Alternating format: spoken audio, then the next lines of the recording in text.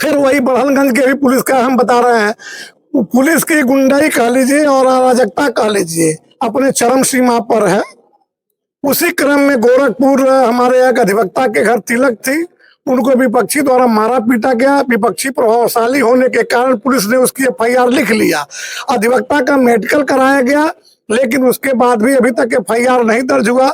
मैं अध्यक्ष होने के बावजूद भी दो दो तीन तीन बार फोन किया और कल सीओ गोला के व्यक्तिगत मुलाकात हमारी हुई थी। कचहरी में वो आए थे, यहाँ हमारी व्यक्तिगत मुलाकात हुई, उन्होंने आश्वासन दिया, लेकिन अभी तक वहाँ का भी एफआईआर न लिखा जाना यह एक संदेह उत्पन्न करता है और पुलिस को घेरे में खींचता है। क्या अगर वो आप बाहर के लोगों द्वारा एक अधिवक्ता के ऊपर जानलेवा हमला करने की नीयत से रेकी की जा रही थी। जानकारी होने पर अधिवक्ता जागरूक हुए और उसमें से दो व्यक्ति को पकड़ कर करके थाना कैंट के पुलिस को हवाले किया गया और उसमें से एक व्यक्ति भाग गया था, जिसके पास पिस्टल थी, वो यहाँ से चला गया था भाग करके। एफआईआर भी हम लोग दर्ज कराए, 307 जैसे गंभीर धाराओं में एफआईआर दर्ज कराई गई, लेकिन पुलिस की मनमानी थाना कैंट की संजय सिंह की मनमानी के कारण रात में उन्होंने बिना किसी दबाव में, बिना किसी अधिकारी के आदेश के और मुलजिमानों के प्रभाव में आकर करके उन्होंने उसे छोड़ दिया। बड़हलगंज में अधिवक्ता का मेडिकल कराने के बाद भी मुकदमा न पंजीकृत होना और गोरखपुर दीवानी न्यायालय में एक वकील के द्वारा अधिवक्ता से उलझने के बाद थाने से बाकायदा मुकदमा दर्ज होने के बाद भी उस व्यक्ति को थानाध्यक्ष के द्वारा छोड़ दिया गया। पूछने पे यह बताया गया कि उच्च अधिकारियों के आदेश के बाद से ऐसा किया गया। उसी को लेकर आज दीवानी न्यायालय में अधिवक्ता हड़ताल पे है और आज अधिवक्ताओं का प्रतिनिधि मंडल वरिष्ठ अधिकारियों से मिला, उनसे बात की। हमारे साथ बार के अध्यक्ष भानु पांडे जी हैं। सर, आप लोगों ने अधिवक्ताओं के मामले को लेकर अधिकारियों से मिला, उन्होंने क्या आश्वासन दिया और इस तरह के कार्य लगातार होते आ रहे हैं पुलिस के द्वारा? परसों हमारे यहाँ कचहरी में कुछ बाहर के लोगों द्वारा एक अधिवक्ता के ऊपर जानलेवा हमला करने की नीयत से रेकी की जा रही थी।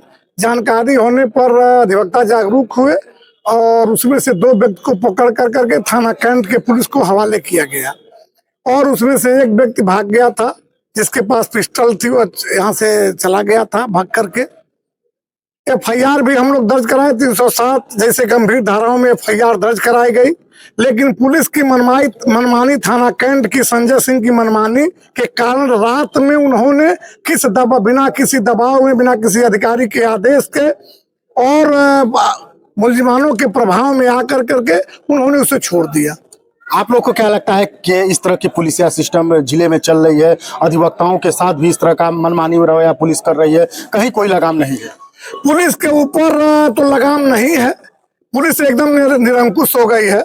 कैंट जैसा संवेदनशील थाना और कचहरी में हमारे यहाँ 12,000 अधिवक्ताओं के सम्मान के साथ यह संजय सिंह इंस्पेक्टर जब से आए हैं तब से अराजकता फैलाए हैं और अराजकता फैलाने के परिणाम स्वरूप उन्होंने हमारे एक अधिकारी को बेइज्जत किया और उसमें कंटेम्प्ट यहाँ से उच्च न्यायालय में झेले, किसी तरह माफी मांग कर करके उन्होंने अपना पिंड छोड़ाया और पुनः अधिवक्ताओं के साथ आए दिन रोज हरकत कर रहे हैं, जिसकी सूचना हम लोग संबंधित अधिकारी को दे दिए हैं और यह अपने ढंग से मनमानी कर रहे हैं। इनके उस मनमानीपन का हम लोग निंदा करते हैं और अधिकारियों से आग्रह करते हैं इनको अविलंब यहाँ से हटा करके किसी अन्य व्यक्ति को यहाँ जो थाना सुचारू रूप से चला सके उसको यहाँ नियुक्त कर दें। आपने कहा कि पिस्टल लेके न्यायालय परिसर में घुस गया था, कहीं न कहीं देखा जाए सुरक्षा और अधिवक्ताओं की सुरक्षा से एक तरह से खिलवाड़ है। पुलिस का जो है ड्यूटी गेट पे लगी रहती है, फिर किस प्रकार से जांच की जा रही है कि ऐसे व्यक्ति कचहरी के अंदर आ जा रहे हैं? ऐसा है कि सुरक्षा व्यवस्था तो तायद है, उसमें कहीं कोई संदेह नहीं है,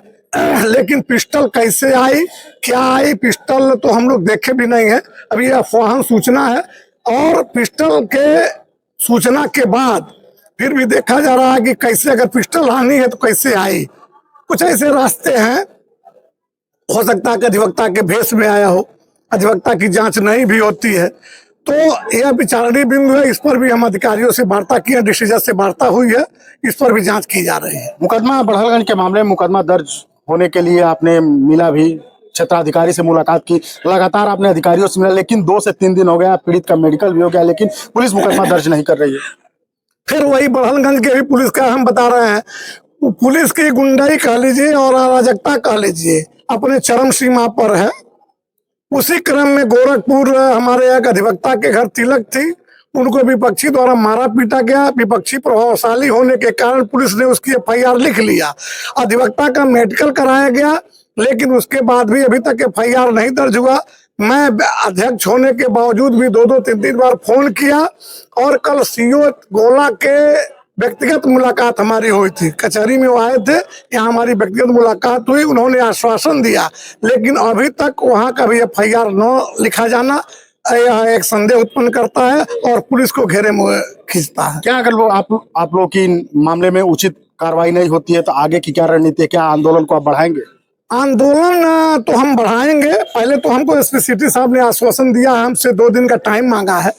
कप्तान साहब, SSP साहब है नहीं जिले में, किसी व्यक्तिगत काम में या छुट्टी पे गए हैं, और अगर वो आते हैं, अगर निवारण नहीं होता है तो हम लोग पुनः बाध्य होंगे हड़ताल के अलावा, और आंदोलन के अलावा हमारे पास और कुछ नहीं है। क्या इन अधिकारियों के ऊपर कार्रवाई की भी मांग आप लोग कर रहे हैं? हम इंस्पेक्टर कैंट के ट्रांसफर की मांग हमारे अधिवक्ता द्वारा की जा रही है, और उनकी मांग उनका हटाए जाने तक हम लोग आंदोलनरत रह सकते हैं। तो हमारे साथ बार एसोसिएशन के अध्यक्ष भानु पांडे जी थे, और आपको बता दें कैंट इंस्पेक्टर के द्वारा जिस तरह से मानमानी की गई, आज ये लोग SSP से मिले और ज्ञापन दिया। इनका कहना है कि अगर कार्रवाई नहीं होती है तो आगे भी रणनीति बना के आंदोलन किया जाएगा।